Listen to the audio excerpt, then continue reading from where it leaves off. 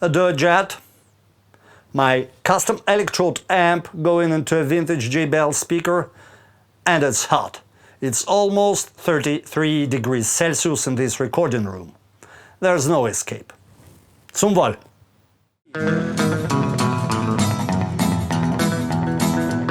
Well, that evil eye saw the shape from devil on the judgment day. A move hot dog, move me. A move hot dog, move me. A move hot dog, move me down the line. Oh, yeah.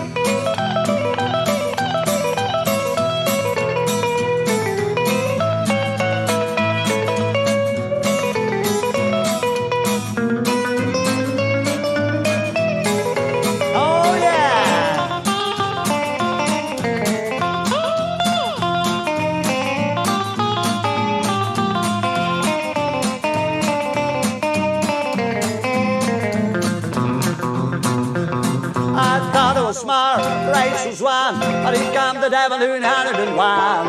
I'm a hot dog, move me. I'm a hot dog, move me. I'm a hot dog, move me down the line. The whole time. Listen, I don't know if you can hear that, but there is a whole symphony of birds singing and accompanying me today. That's really cool. Nevertheless, hello and welcome, and in this video, well, this video started with some Facebook thread when we were debating if Cliff Gallup was using conventional string bands when playing these licks, or if he was using the Bigsby. So to figure that out, I decided to make an instructional video. Yeah, that's why I'm making these videos, because of, first of all, my own curiosity. I like to discover how those things were actually played.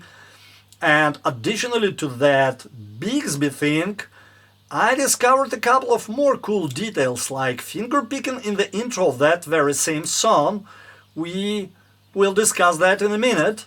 And also the exact way how Cliff played his famous galluping octaves in the end of the first solo. So without further ado, let's get going and let's go through all of these details. Alright, intro. It is not what you think it is. If you are learning the song, at first you probably will be tempted to play just like this.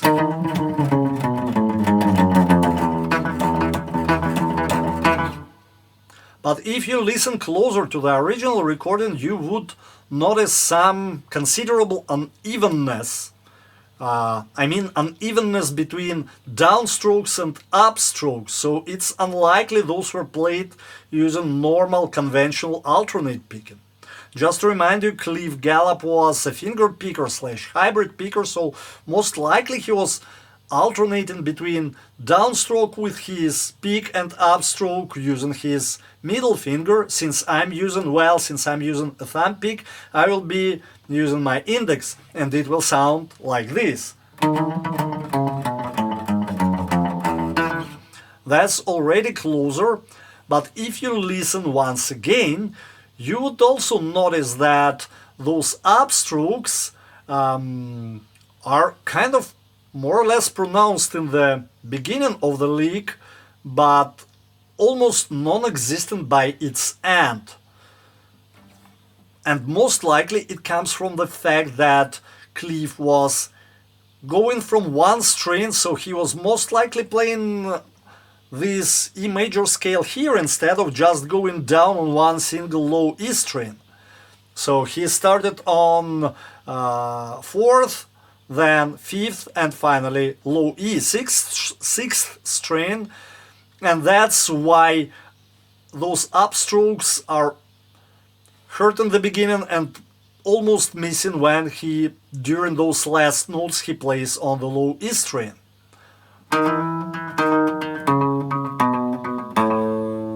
Open A string. So once again,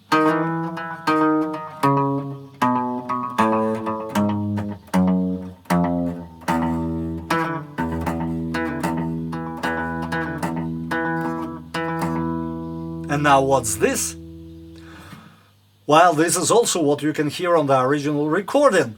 You can hear that this low E string keeps rumbling constantly.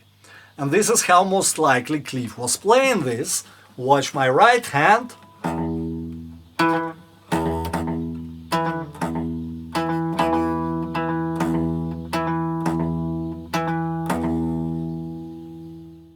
Now one more last detail. If you look at my left hand, you will see that I'm not fretting a whole chord, a whole E chord, but instead I just fret this E, 4th string, 2nd fret, and muting the rest of the strings with my index finger. So that gives me a room for mistake, for imperfection in my right hand. If I accidentally hit some other strings with my index, that will be not an issue. And I think probably Cliff Gallup did the same. Now the verse and the riff, and now we are finally going to talk about the Bigsby. Well, I led an evil life, so they say, but I'll hide from devil. So this is the good old 6-9 chord. It starts here on 12/11th fret, slide to 2 frets down, yeah, to 10th fret, 9th fret, and a very short note on the 7th fret. And then the riff starts.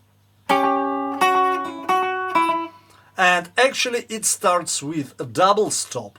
Listen to the recording once again, those are really double stops, not single notes. And that's the main evidence that Cliff Gallup was using actually Bigsby and was not doing conventional string bends, because, well, how would you bend that note if you play a double stop? Yeah, so the first note goes without the Bigsby, but Cliff keeps his pinky resting on the Bigsby all the time, through the whole song, or almost through the whole song. And that's the trick he does. Watch my right hand, so it's a very natural motion. Once you play an upstroke, and most of these Bigsby notes he played using the Bigsby happened during the upstrokes. So once you make an upstroke, your right hand goes this way, and if you are resting your pinky on the Bigsby, you can just push it slightly and release immediately.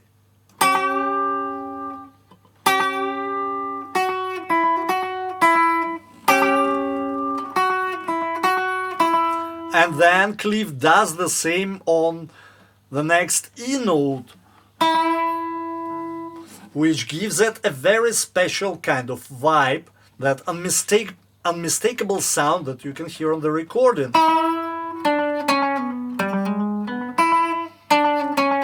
Then sliding to this B chord,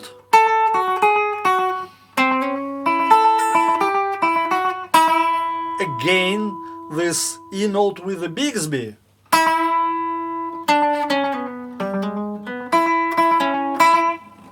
Well, I won't go through all of the details. Let me just play the whole thing once again. And for the details, just to remind you, link to the Soundslice tab is down below this video.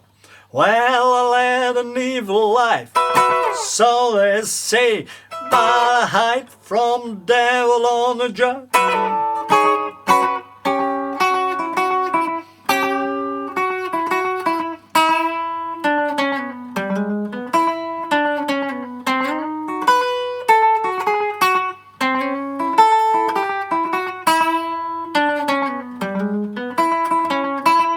Once again.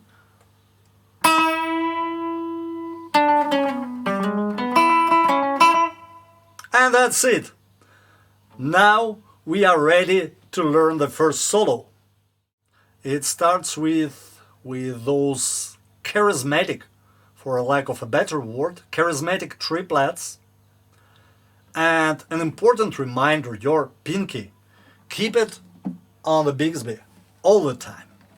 And the triplets are...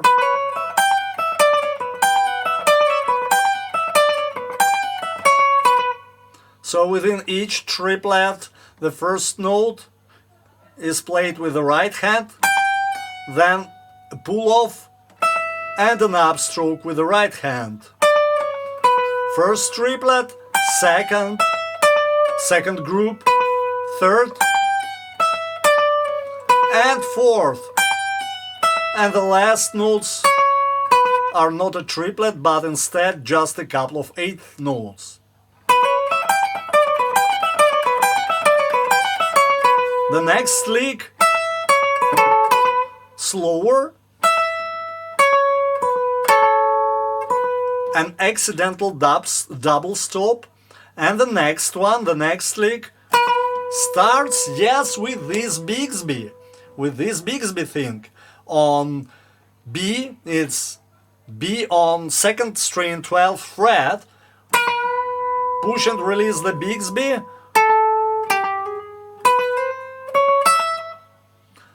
let me play the beginning of the solo. 2, 3, 4.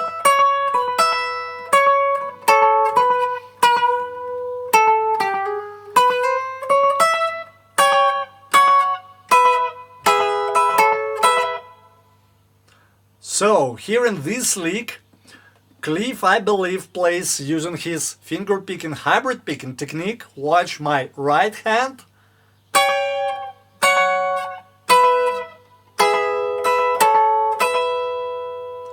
So the thing is, when you do it like this, the whole three notes of this chord, for example, sound simultaneously. While if you use just a conventional downstroke, you will hear some very subtle but delays, gaps between those notes. And notice a mistake, a typical Cliff Gallup's mistake, a perfect imperfection, like actually the harmony, the band, stays on A chord at this moment, but what Cliff plays is actually... Just listen closely to the recording and you will hear that Cliff plays actually E chord.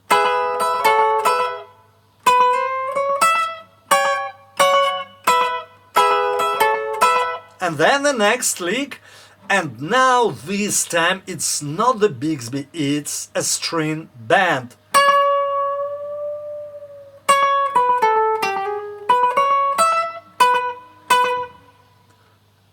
If you listen, if you slow down the original recording, you will hear what's the difference between a string band and a note played with the Bigsby. Well, you will hear how Cliff releases this band. When you play the same thing using the Bigsby, there will be no band release heard. But on the recording, you can, once again, if you slow it down, you can clearly hear that release of that band.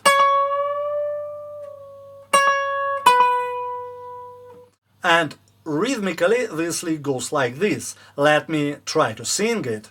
1, 2, 3, 4.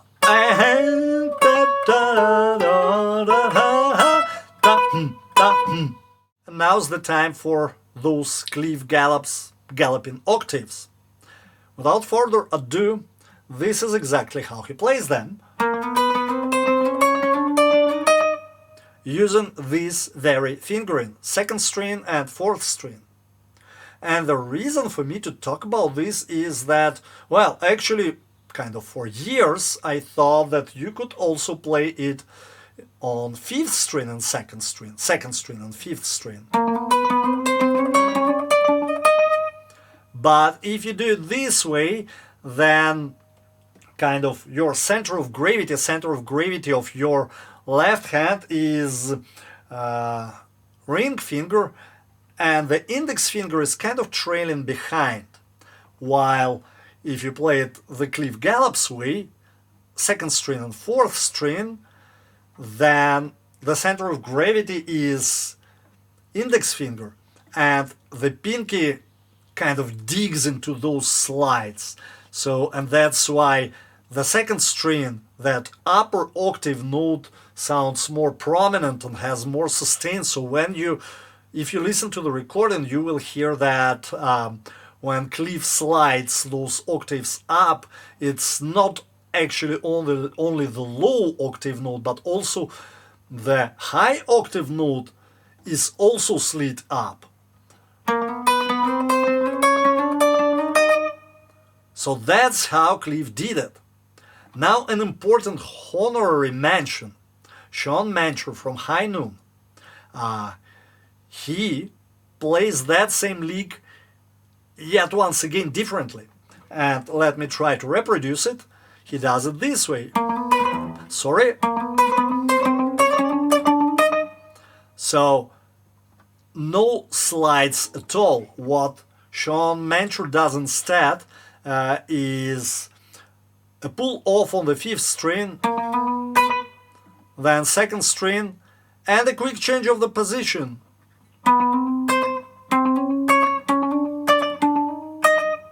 And that's why those high octave notes sound, when Sean plays the same lick, that's why his high octave notes sound so sharp and percussive. And needs to say that since he's a finger picker, it's kind of very convenient for him. I mean, fifth string with the thumb and second string with the index. But still, getting back to Race with the Devil, Cliff Gallup did it this way. Sorry once again. Very percussive, and the last note of the solo. So the first note of this lick is also quite percussive because Cliff had to change his position quickly from the octaves to these two notes on the 12th fret. So once again.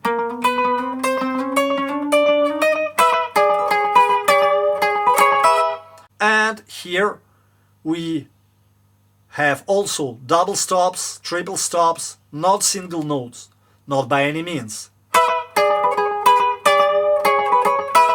And again with the Bigsby.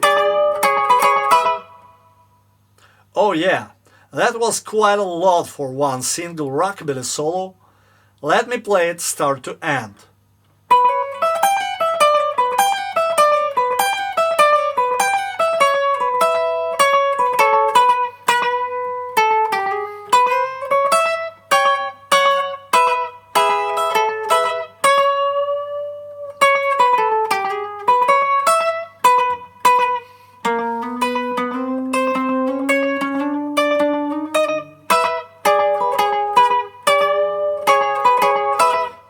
So it's time for that sudden modulation in F.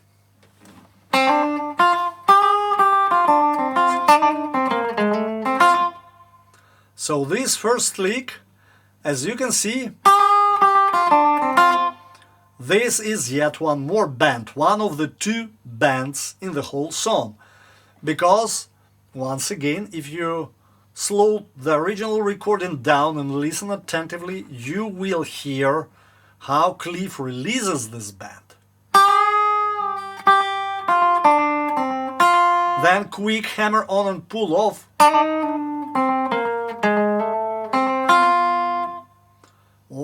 Once again, a reminder that link to the Soundslice tab is down below the video.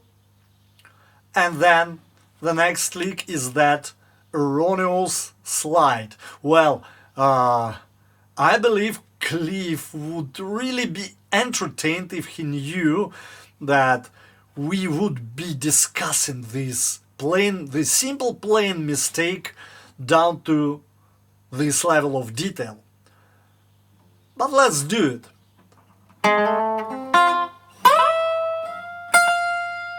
So first Cliff Cliff obviously wants to slide up to 13th fret, but first reaches only 12th fret, then quickly slides to 13th and hits the first string with an upstroke.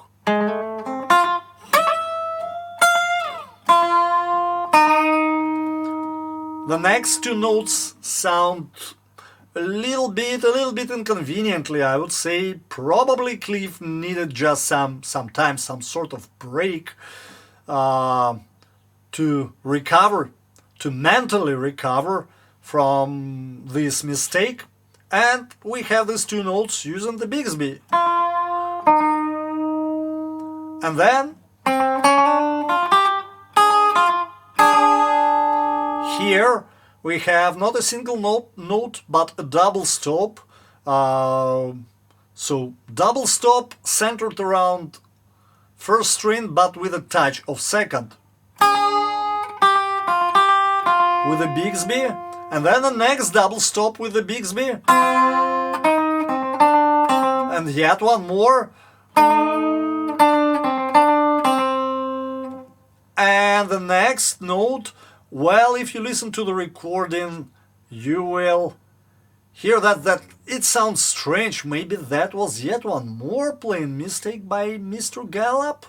I don't know, or maybe it was some tape splicing actually done by the sound engineers later when producing the recording. Nevertheless, I would still play it like this, also using the Bigsby. And one more Bigsby. And finally, the final lick.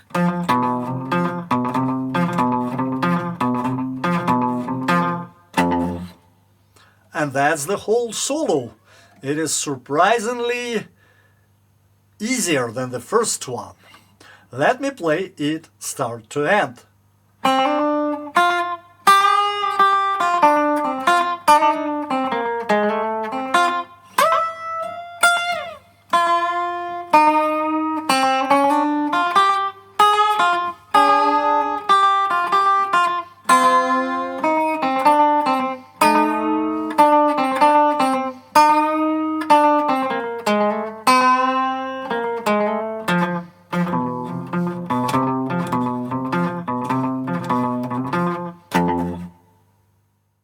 Now, after the second solo, Cliff plays exactly the same as he was playing in the first verses of the song, only one fret up.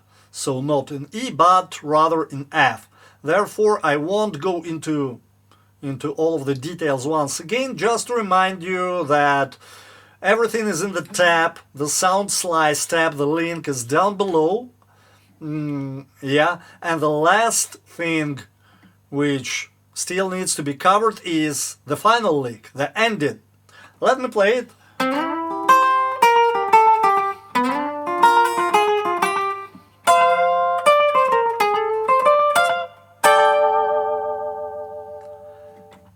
One, two, three, 4, 1, and...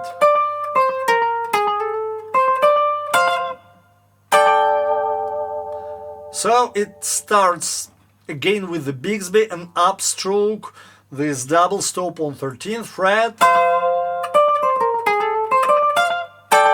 and this last chord is surprisingly yet one more form of F6-9. But how come? You would say F6-9 must be here on 12th fret. So what happens if we move the same chord shape 2 frets up? So this third string, it becomes A, the note becomes A.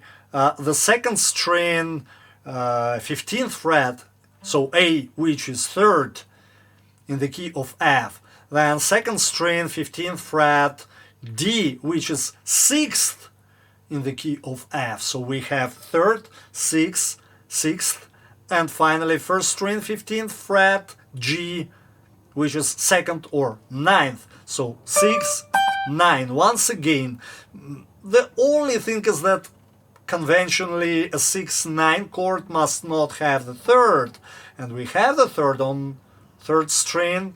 Yeah, so maybe it's not F6/9, maybe it's rather F13 then, because 6th is the same as 13th, kind of. Yeah, that was a little jazz harmony theory conversation in the end of the video. Thank you for watching, and see you next time. Bye.